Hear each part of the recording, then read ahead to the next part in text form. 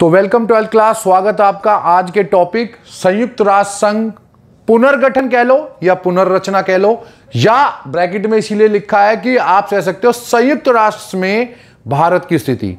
संयुक्त राष्ट्र में भारत की स्थिति या संयुक्त राष्ट्र संघ के पुनर्गठन या पुनर्रचना में भारत की स्थिति।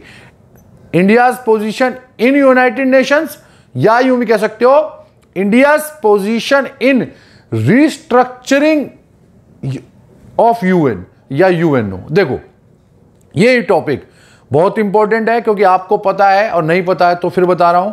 संयुक्त राष्ट्र यूएन की जनरल असेंबली या महासभा का सेशन या अधिवेशन चल रहा है और लगातार भारत वहां ये डिमांड या मांग उठा रहा है कि हमें संयुक्त राष्ट्र की सुरक्षा परिषद की परमानेंट या स्थायी सदस्यता या मेंबरशिप मिलनी चाहिए और भारत को वीटो पावर, वीटो शक्ति मिलनी चाहिए। तो हम तो इंडियन, हम तो कहेंगे मिलनी चाहिए। लेकिन ये लगातार भारत क्या क्या मांगे कर रहा है और भारत क्या क्या दावेदारी कर रहा है, भारत क्या क्या डिमांड कर रहा है और क्या क्या क्लेम कर रहा है, ये पूरा लॉजिकल या तर्क संगत तरीके से समझना आपके लिए जरूरी है क्योंकि ये सेशन चल भी रहा है और भारत के लगातार वहां पर पूरी डिमांड या क्लेम जा रही है, यूं कह लो मांग और दावेदारी जा रही है। तो बहुत इंपॉर्टेंट है, इसलिए ठीक से समझना और ठीक से सारी बातों को समझकर अपना आंसर या अपना टॉपिक तैयार कर लेना। तो जल्दी से स्टार्ट करते हैं आज का वीडियो और आज का टॉपिक। मैं हूं विक्रांत, आप देख रहे हैं पॉलिटिकल साइंस 90+ मार्क्स।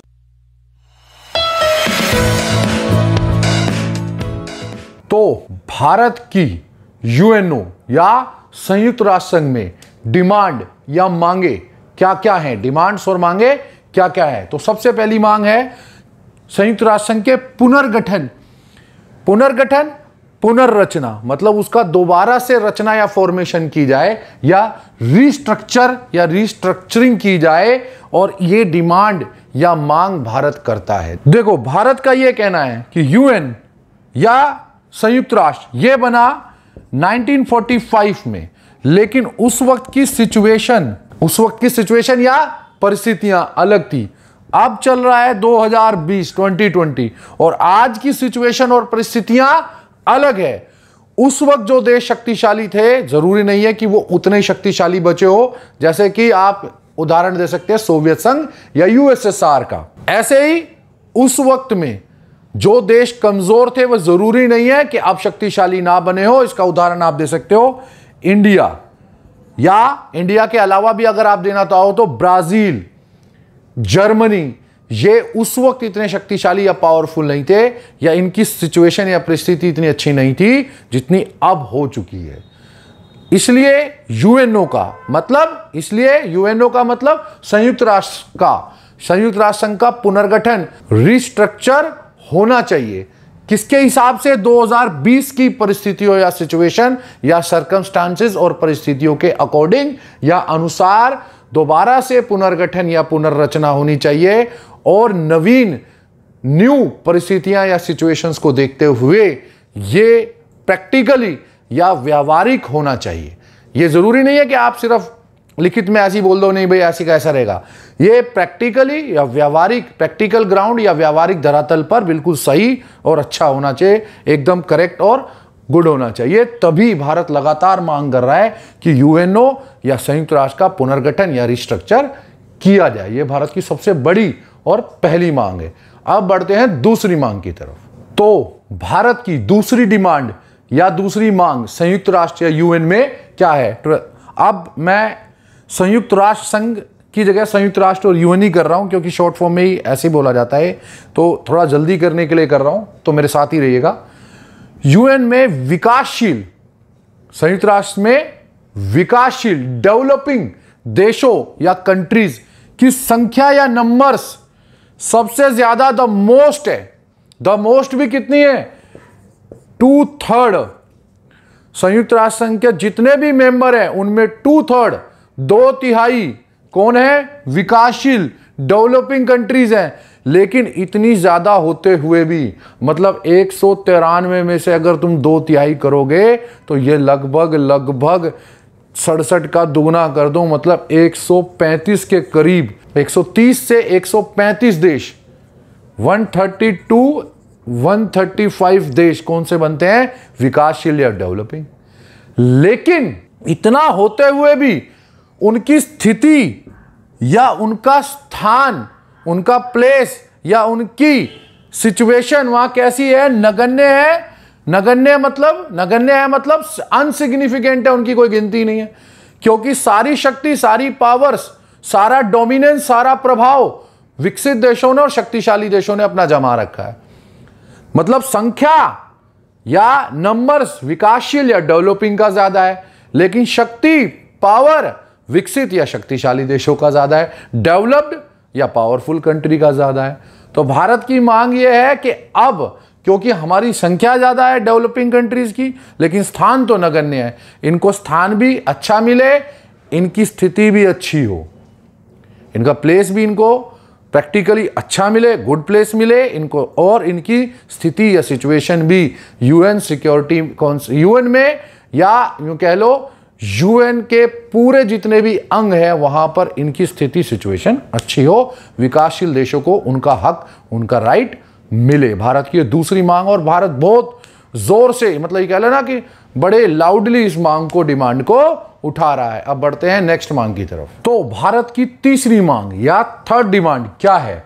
बदलते वक्त के साथ देखो 1945 में यूएन बनता है, 1945 में यूएन या संयुक्त राष्ट्र बनता है, लेकिन 1945 में जब यूएन बना था तब उसके राष्ट्र कितने थे?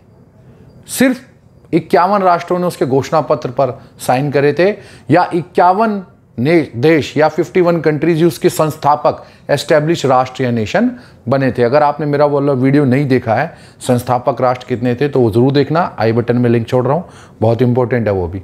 खैर 1945 से जब 51 देश स्टार्ट करते हैं या 51 कंट्री शुरू करती है 51, और आज 193। बदलते वक्त के साथ यूएन और महासभा दोनों का आकार या यूं कह लो साइज बढ़ा है। मैंने पहले ही बताया था जो भी देश यूएन या संयुक्त राष्ट्र का सदस्य होगा वो महासभा या जनरल असेंबली का भी मेंबर या सदस्य होगा। तो बदलते वक्त के साथ संयुक्त राष्ट्र का और महासभा का विस्तार तो हुआ है, एक्सपेंशन हुआ है, लेकिन सुरक्षा परिषद 1945 में भी 15 थे और आज भी 15 ही, इसका एक्सपेंशन या विस्तार नहीं हुआ। तो अगर सुरक्षा परिषद का विस्तार नहीं हो रहा है और महासभा का हुआ जा रहा है तो कहीं ना कहीं यह बात इनजस्टिस या अन्याय है, क्योंकि 1945 में यदि 51 सदस्य या 51 मेंबर्स थे यूएन के और वो बढ़कर 193 हो गए हैं, अगर उस वक्त सिक्योरिटी काउंसिल या सुरक्षा परिषद के 15 थे तो वो भी तो बढ़ने चाहिए। ये तो 10 गुना से भी ज्यादा बढ़ गए, ये तो ज्यादा बढ़ गए, सीधा के सीधा अगर आप इसको हिसाब लगाओ ये तो बहुत ज्यादा बढ़ गए। ये तो 51 से 193 मतलब लगभग 4 गुना के आसपास चले गए, और वहां पर 4 गुना इसका कितना हो जाएगा? अगर हम 4 करें तो 60 हो जाएंगे, कम से कम 60 मेंबर तो हो, और वीटो पावर भी बढ़ा। तो भारत की डिमांड है, मांग है, बड़े जोरदार तरीके से उठा रहा है कि विद चेंजिंग टाइम्स, बदलते वक्त के साथ जनरल असेंबली और यूएन महासभा का भी और संयुक्त राष्ट्र का विस्तार एक्सपेंशन हुआ है, लेकिन सुरक्षा परिषद या सिक्योरिटी काउंसिल का नहीं हुआ है, नॉट एक्सपेंडेड। इसलिए सुरक्षा परिषद का विस्तार या expansion, security council should be expanded, बढ़नी चाहिए, इसका विस्तार होना चाहिए। भारत की जोरदार मांग है। अब देखते हैं कि ये कितनी जल्दी पूरी हो पाती है। अब बढ़ते हैं नेक्स्ट मांग की तरफ। तो भारत की चौथी मांग, डिमांड है सुरक्षा परिषद का विस्तार या एक्सपेंशन। ये नहीं है कि थ्योरी या लिखित बस आपने बताया कि यार बढ़ा दिए, लेकिन अपने ही कुछ, जैसे महाशक्तियों ने अपने ही कुछ देशों को जो उसके पिछलग्गू यूं कह लो उसके फॉलोवर है उनको वो ला के बिठा दिया, और मतलब इससे देश बढ़े लेकिन हालात नहीं बदले।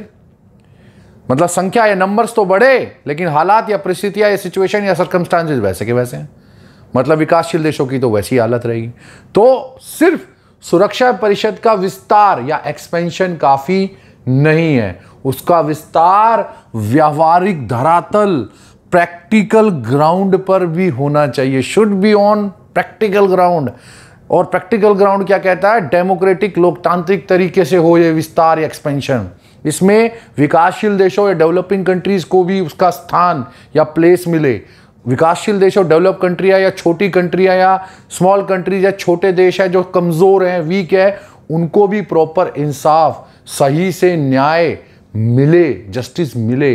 तो इसलिए सिर्फ विस्तार काफी नहीं है, व्यावहारिक धरातल या प्रैक्टिकल ग्राउंड पर एक्सपेंशन होना बहुत ज़रूरी है, और इसमें खास करके विकासशील देश या डेवलपिंग कंट्रीज को प्रॉपर या बहुत अच्छा स्थान मिलना चाहिए। ये भारत की बहुत जोरदार मांग है और भारत लगातार इस मांग को उठाए जा रहा है यूएन में। हर वर्ष, हर सीजन, हर सेशन, हर अधिवेशन में ये मांग उठाता है। बड़े जोरदार, यूं कह लो कि बड़े लाउडली ये मांग उठा रहा है। अब बढ़ते हैं भारत की स्थायी सदस्यता की दावेदारी, India's claim on permanent membership. वो बहुत इंपॉर्टेंट और बहुत इंटरेस्टिंग भी, आपको मजा आएगा। उस टॉपिक की तरफ बढ़ते हैं। तो अब हम आते हैं भारत की सुरक्षा परिषद या संयुक्त राष्ट्र में स्थायी सदस्यता। देखो, इसमें बिल्कुल कंफ्यूजन या अपने दिमाग में कोई कंफ्यूजन मत रखना। देखो, यूएन में स्थायी सदस्यता हो या सुरक्षा परिषद में स्थायी सदस्यता, या यूएन या संयुक्त राष्ट्र में स्थायी सदस्यता परमानेंट मेंबरशिप हो या सिक्योरिटी काउंसिल में हो, बात एक ही है, क्योंकि स्थायी सदस्यता या परमानेंट मेंबरशिप संयुक्त राष्ट्र के सिर्फ एक ऑर्गन, यूएनओ के एक ऑर्गन या अंग में है, वो है सुरक्षा परिषद। तो सुरक्षा परिषद का स्थायी सदस्य बनते हो तो आप यूएन का भी स्थायी सदस्य या संयुक्त राष्ट्र का भी स्थायी सदस्य, परमानेंट मेंबर कहलाओगे।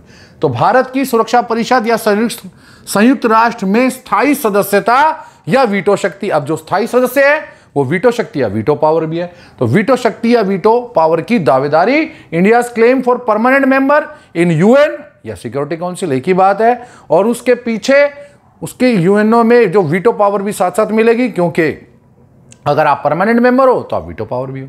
तो भारत की वीटो पावर और परमानेंट मेंबर या स्थायी सदस्यता या वीटो शक्ति के पीछे दावेदारी, क्लेम, और उस क्लेम के पीछे लॉजिक या तर्क क्या क्या है, भारत क्या तर्क या रीजन, कारण बताता है कि भारत को मिलनी चाहिए, तो वो बहुत बड़ी बात है। भारत विश्व की जनसंख्या, वर्ल्ड पॉपुलेशन का विशाल भाग, लार्ज पार्ट रखता है। कितना बड़ा? 1/5 भाग, पूरे वर्ल्ड की जनसंख्या का 1/5 भाग, 1/5 पार्ट अकेले भारत में रहता है। तो आप सोचो कि विशाल जनसंख्या को भारत में रहती है, लेकिन अगर ये विशाल जनसंख्या रहती है तो यूएन में भारत को क्या स्थिति मिलती है? परमानेंट मेंबर भी नहीं मिल रही, जबकि ये यूएन के क्राइटेरिया कसौटी में लिखा हुआ है। अगर आपने मेरा वो वीडियो नहीं देखा तो उसको जरूर से देखना, उसमें कई सारी कसौटियां भारत पूरा करता है कि यूएनओ की स्थायी सदस्यता के पीछे या यूएनओ की स्थायी सदस्यता किन देशों को मिलेगी, उनकी कसौटियां या क्राइटेरिया क्या होगा। तो भारत ज्यादातर को पूरा करता है। उसमें एक है विशाल जनसंख्या होनी चाहिए, और भारत की है विश्व जनसंख्या का 1/5, 1/5 पार्ट हमारे पास है। तो हमें मिलना चाहिए, क्यों इतनी बड़ी जनसंख्या रखते हैं, लेकिन यूएन में तुम नहीं दे रहे हमारे को वो स्थान या प्लेस। तो भारत इस बात पर अड़ा हुआ कि इतनी विशाल जनसंख्या होते हुए भी यूएन में मेरी स्थिति परमानेंट मेंबर की नहीं है या एक स्थायी सदस्य की नहीं है, जबकि ये मेरी होनी चाहिए, ये मुझे मिलनी चाहिए। अब बढ़ते हैं सेकंड पॉइंट की तरफ। तो भारत का दूसरा तर्क या लॉजिक स्थायी सदस्यता या परमानेंट मेंबर या वीटो शक्ति, वीटो पावर के लिए क्या है? भारत विशाल क्षेत्रफल या लार्ज एरिया वाला देश या कंट्री है। अब देखो, आपने अगर वो क्राइटेरिया पढ़ा था कि अगर किसी को यूएनओ का या सिक्योरिटी काउंसिल का, संयुक्त राष्ट्र का या सुरक्षा परिषद का स्थायी सदस्य परमानेंट मेंबर बनना है, तो उसे विशाल आकार का होना चाहिए, एक बड़े आकार, बिग साइज का होना चाहिए। और भारत लार्ज एरिया या बिग एरिया वाला एक देश है। कितना बड़ा? विश्व का 7वां सबसे बड़ा, 7th biggest country in the world, इतना बड़ा देश है। और जब यूएनओ के, संयुक्त राष्ट्र के क्राइटेरिया कसौटी में लिखा है कि बड़ा होना चाहिए और भारत है, तो फिर भारत को यूएनओ की स्थायी सदस्यता क्यों नहीं मिलनी चाहिए?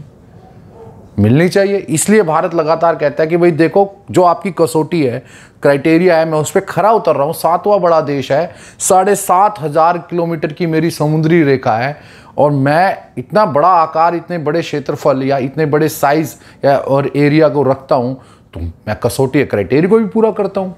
तो फिर तो भारत को ये परमानेंट मेंबर या स्थायी सदस्यता मिलनी चाहिए, और भारत को भी वीटो शक्ति या वीटो पावर होना चाहिए। इसीलिए भारत लगातार अपनी मांग या क्लेम रख रहा है कि मुझे मिलना चाहिए। अब बढ़ते हैं नेक्स्ट पॉइंट की तरफ। तो भारत की तीसरी दावेदारी या क्लेम कौन से लॉजिक या तर्क पर है?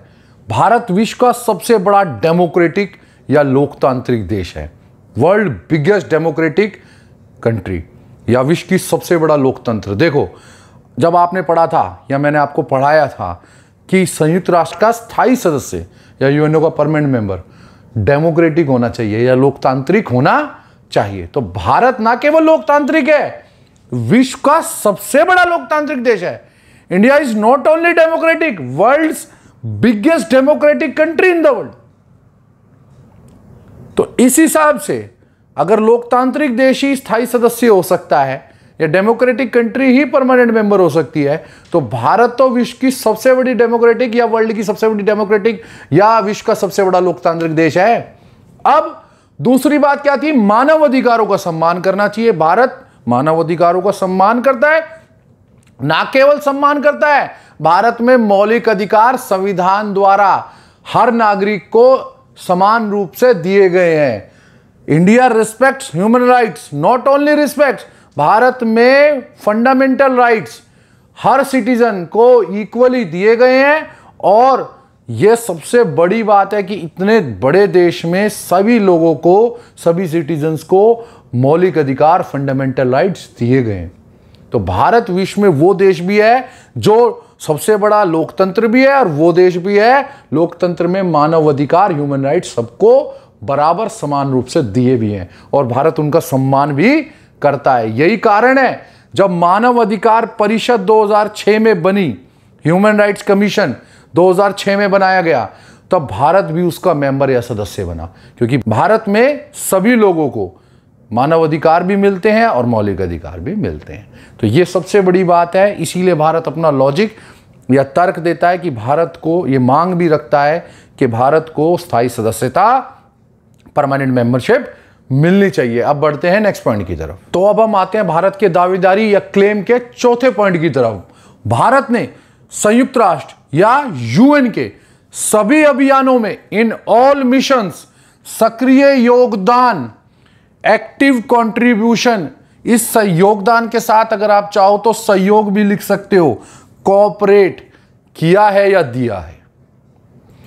भारत वो देश है, जब से भारत यूएन या संयुक्त राष्ट्र संघ का सदस्य बना है, तब से आज तक संयुक्त राष्ट्र के झंडे या यूएन के फ्लैग के अंडर या उस संयुक्त राष्ट्र संघ के झंडे के नीचे जितने भी अभियान, मिशंस हुए हैं, उन सब में सक्रिय, एक्टिव योगदान, कंट्रीब्यूशन या सहयोग या कोऑपरेट किया है।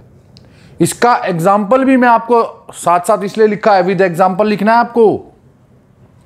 1991 की फर्स्ट गल्फ वॉर, प्रथम खाड़ी युद्ध, वो युद्ध यूएन के झंडे या संयुक्त राष्ट्र संघ के झंडे के नीचे हुआ था, इसलिए भारत ने वहां अपनी सेना भेजी थी। यह सिर्फ एक सेना का एग्जाम्पल दे दिया मैंने। इसके अलावा अगर कहीं बीमारी से लड़ने के लिए जरूरत पड़ी तो भारत ने डॉक्टर्स को भेजा है। अगर कहीं गरीबी से लड़ने की जरूरत पड़ी तो भारत ने कभी पैसा, या कभी भुखमरी से लड़ने की जरूरत पड़ी तो भारत ने गेहूं या खाना या फूड देकर मदद की है।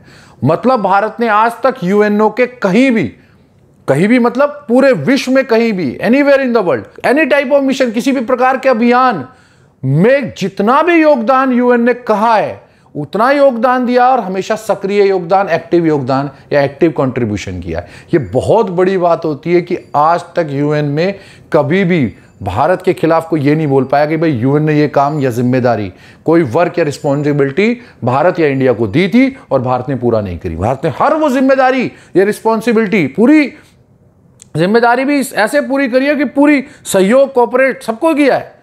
तो अगर भारत ने ऐसा किया है, भारत ने हर मिशन अभियान में भाग लिया है और हर योगदान किया है, तो फिर भारत को स्थायी सदस्यता या परमानेंट मेंबरशिप क्यों नहीं मिलनी चाहिए?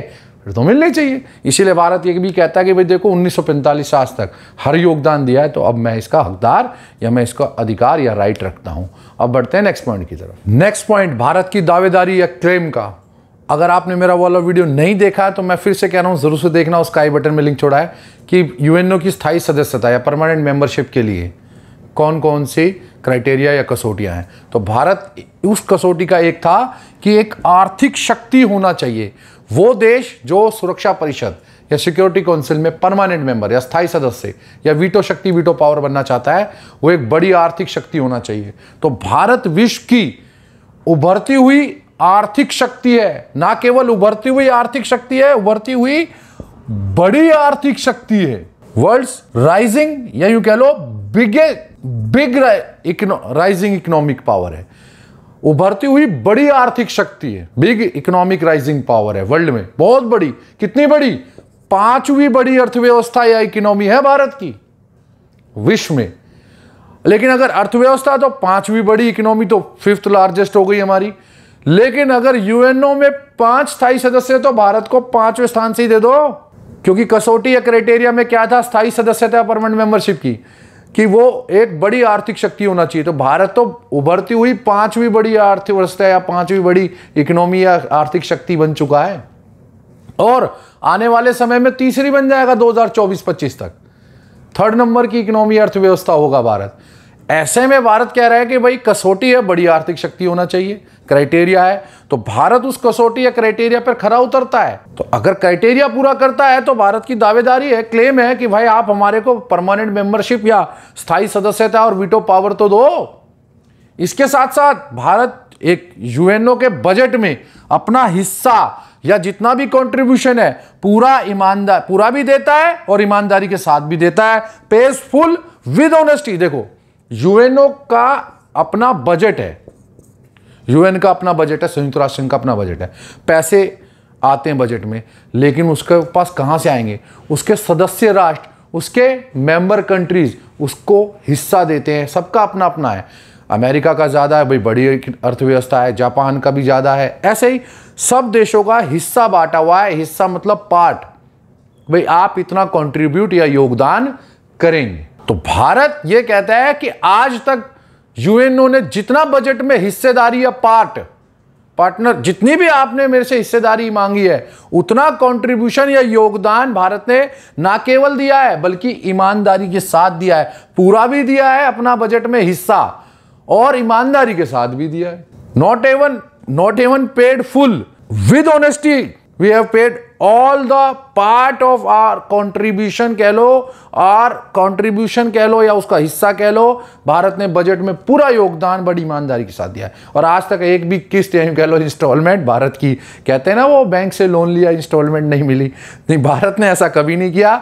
यूएनओ में बजट में जितना भी हिस्सा आया उसकी पूरा का पूरा बजट में योगदान भारत ने अच्छी तरह से आज तक दिया और पूरा रिकॉर्ड है। तो भारत कहता है कि जब मैं उभरती हुई सबसे बड़ी आर्थिक शक्तियों में से एक हूं, 5वीं बड़ी अर्थव्यवस्था बन चुका हूं, 5th लार्जेस्ट इकोनॉमी बन चुका हूं, बजट में हिस्सा दे रहा हूं यूएन के, तो क्यों नहीं मुझे स्थायी सदस्यता, क्यों नहीं मुझे परमानेंट मेंबरशिप मिलनी चाहिए? इसे लगातार दावा करता है कि मिलनी चाहिए। अब बढ़ते हैं इसमें नेक्स्ट पॉइंट की तरफ। नेक्स्ट पॉइंट इस टॉपिक में स्थायी सदस्यता के क्लेम या दावेदारी में आ जाता है भारत का, भारत को विश्व समुदाय या वर्ल्ड कम्युनिटी से जिम्मेदार या रिस्पॉन्सिबल परमाणु राष्ट्र या न्यूक्लियर स्टेट या नेशन का दर्जा या स्टेटस मिला। देखो, न्यूक्लियर स्टेट या परमाणु राष्ट्र तो बहुत सारे हैं, पाकिस्तान भी है। पाकिस्तान को कभी जिम्मेदार या रिस्पॉन्सिबल परमाणु राष्ट्र या न्यूक्लियर स्टेट नहीं बोला गया। क्यों नहीं बोला गया?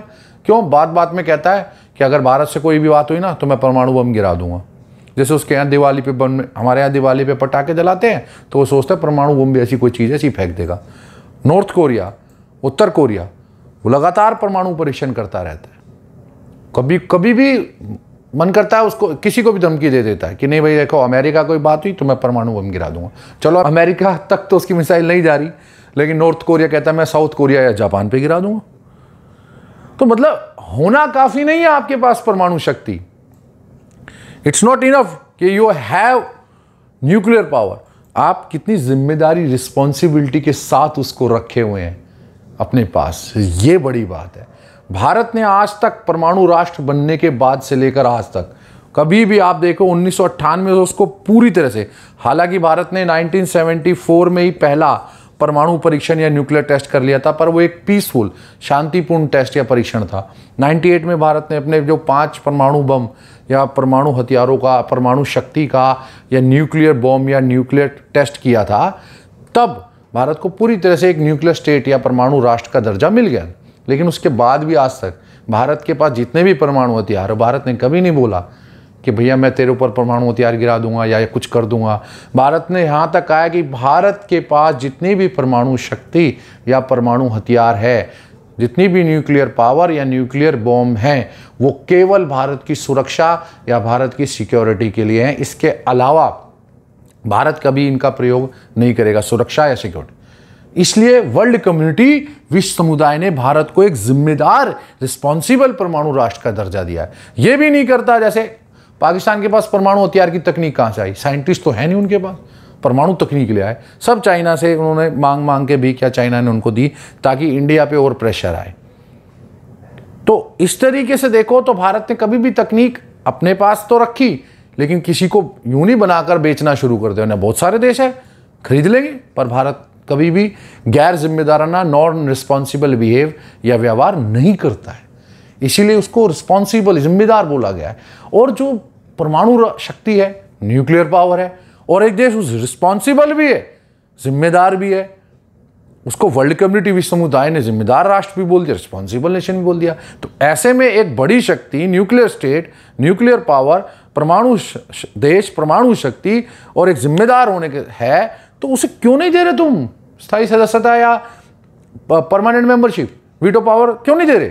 मिलने चाहिए। भारत कह रहा है मैंने जब इतनी बड़ी क्राइटेरिया, कसौटी रखता हूं कि मैंने आज तक कभी गलत प्रयोग या गलत यूज या गलत धमकी, गलत थ्रेट नहीं दी, किसी को धमकी नहीं दी, कुछ नहीं दिया, शांतिपूर्ण तरीके से रह रहा हूं, तो ऐसे में एक इतनी बड़ी शक्ति को तो आप स्थायी सदस्यता या परमानेंट मेंबरशिप दे सकते हो। तो भारत लगातार इसकी दावा और क्लेम करता रहता है कि उसे मिलना चाहिए। अब बढ़ते हैं नेक्स्ट पॉइंट की तरफ। तो भारत की दावेदारी या क्लेम में सबसे स्ट्रॉन्ग पॉइंट एक और है, विज्ञान सूचना तकनीक के क्षेत्र में विकास। आप ये कहो कि साइंस, इंफॉर्मेशन एंड टेक्नोलॉजी में जो डेवलपमेंट भारत का पिछले दिनों में हुआ है वो अच्छे बड़े देशों में नहीं हुआ। इसका एग्जाम्पल भी दूंगा आपका क्यों और कैसे। तो इस क्षेत्र में विकास में भारत को महाशक्तियों में या सुपर पावर्स में काउंटिंग होती है, गिना जाता है। देखो आप इसरो की अचीवमेंट देखो, इंडियन स्पेस रिसर्च ऑर्गेनाइजेशन, अंतरिक्ष में एक साथ सबसे ज्यादा उपग्रह सैटेलाइट छोड़ने वाला कौन? भारत। अंतरिक्ष में सबसे सस्ता, चीपेस्ट मिशन मंगल या मिशन मंगलयान करने वाला कौन? भारत। चंद्रयान 1 सक्सेसफुल, सफलता रहा, हालांकि चंद्रयान 2 अब अनसक्सेसफुल रहा था, लेकिन वो चांद से कुछ ही किलोमीटर पहले रह गया। अब चंद्रयान 3 की अनाउंसमेंट या घोषणा भी हो चुकी है। भारत वो देश है जो कभी अपने सैटेलाइट उपग्रह दूसरे देशों से छुड़वाता था, लेकिन आज क्योंकि भारत सबसे सस्ते में उपग्रह या सैटेलाइट को अंतरिक्ष में भेज सकता है, इसलिए दुनिया की बड़ी बड़ी फ्रांस, रूस, यहां तक कि अमेरिका और ये जितने भी दक्षिण अमेरिका के ब्राजील वगैरह जो देश हैं, ये अर्जेंटीना के कितने ही हमने उपग्रह या सैटेलाइट अंतरिक्ष में छोड़े। मतलब अब भारत ये कॉन्ट्रैक्ट लेता, ठेका लेता कि लाओ भाई अपने सैटेलाइट हम भेजेंगे आपके। क्यों? क्योंकि भारत सबसे सस्ते में भेज सकता है। फ्रांस भी अपनी सैटेलाइट भिजवाता है, कभी भारत फ्रांस से भिजवाता था, लेकिन आज फ्रांस भारत से कह रहा है ले भाई क्योंकि तेरे पास सस्ती टेक्नोलॉजी है। तो आप ये मानो कि साइंस में, सूचना में, इंफॉर्मेशन में, टेक्निक में भारत की गिनती आज की तारीख में काउंटिंग जो है, India is counted in super powers in this fields. ऐसा नहीं है कि अब भारत को आप ऐसे समझोगे, नहीं, अब तो भारत हर क्षेत्र में आगे आ रहा है और अपनी फील्ड में अपनी टेक्नोलॉजी, अपनी तकनीक को दिखा रहा है। और धीरे धीरे जो भारत का विकास या डेवलपमेंट हुआ है उसके बेस पर भारत कहता है कि भैया अब तो मैं सुपर पावर महाशक्तियों में गिना जा रहा हूं इन चीजों में। तो आज तो मैं क्लेम या दावा रखता हूं, मैं पूरा हक या राइट रखता हूं कि मुझे यूएन या सिक्योरिटी काउंसिल या संयुक्त राष्ट्र या सुरक्षा परिषद में स्थायी सदस्यता, परमानेंट मेंबरशिप या वीटो पावर, वीटो शक्ति मिलनी चाहिए। अब इसका एक इंपॉर्टेंट एस्पेक्ट या एक महत्वपूर्ण पहलू रह गया, वो है इसका निष्कर्ष, क्योंकि इसमें हम कंक्लूजन भी लिखेंगे, निष्कर्ष वो मैं आपको बताऊंगा। तो आप जल्दी से उसको नोट कर लेना ताकि आपका आंसर या टॉपिक या आपका पूरा क्वेश्चन एक बहुत बढ़िया बन जाए। तो जल्दी से चलते हैं उसकी तरफ। तो जब आप इस पूरे क्वेश्चन का आंसर कर देंगे कि भारत को स्थायी सदस्यता क्यों मिलनी चाहिए, तो आप इसका निष्कर्ष एंड कंक्लूजन जरूर देना, क्योंकि उससे आपके आंसर पर बहुत ज़्यादा शाइन या चमक आ जानी है। और इसको बहुत ज़्यादा बड़ा नहीं करना, हमें 2 से 3 लाइन में लिखना है। भारत सुरक्षा परिषद के स्थायी सदस्यता की हर कसौटी को पूरा करता है। India fulfils all the criteria of permanent membership in security council और यूएन। तो भारत किसको स्थायी सदस्यता या वीटो पावर मिलनी चाहिए। So India must get permanent membership and veto power in security council और यूएन या सुरक्षा परिषद या संयुक्त राष्ट्र में भारत को वीटो शक्ति, वीटो पावर मिलनी चाहिए। इन शब्दों को ज्यादा चेंज में करने की कोशिश मत करना। भारत ने सारी कसौटियां, क्राइटेरिया पूरा कर दिया, ये सब आपको लिख देना है। तो मैं उम्मीद करता हूं आप सबको ये टॉपिक बहुत अच्छे से क्लियर होगा। कोई डाउट हो तो मुझसे जरूर पूछना। वीडियो को लाइक शेयर जरूर करना। मेरे चैनल पे नए हो तो सब्सक्राइब जरूर कर लेना। मिलते हैं अगली वीडियो में। मैं हूं विक्रांत, आप देख रहे हैं पॉलिटिकल साइंस 90+1।